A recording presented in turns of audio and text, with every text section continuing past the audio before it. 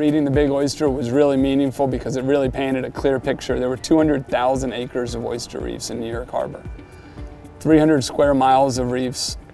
This was oyster capital of the world. 50% of the world's oysters were coming out of New York Harbor. At its core, really, I think the Billion Oyster Project is an urban estuary rewilding project that is aimed to connect more and more young people. But New York Harbor used to be one of the most bioproductive places on planet Earth. My name is Pete Malinowski. I'm the director of the Billion Oyster Project. New York Harbor used to be totally full of oysters, and they were the backbone of a vast and productive ecosystem. And there's nowhere on Earth that kind of abundance exists anymore because we've removed all the animals from all those places. The name Billion Oyster Project is both an exciting initiative that we can involve a lot of people around, and also as a very practical way to engage harbor school students directly in the work of restoring the harbor. So oysters are what they call ecosystem engineers.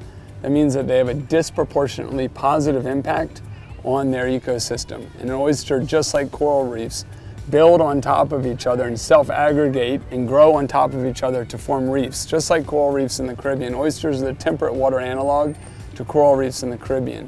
And so they are the keystone species for New York Harbor. So it's the habitat, which leads to biodiversity, that leads to more abundance of fish and other related marine species. It's the water clarity and the water quality.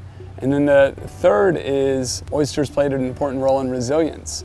Actually, those huge oyster reefs would slow down storm action and storms that would come to New York. So they actually were natural storm barriers. And we literally ate the things that protected us from storms.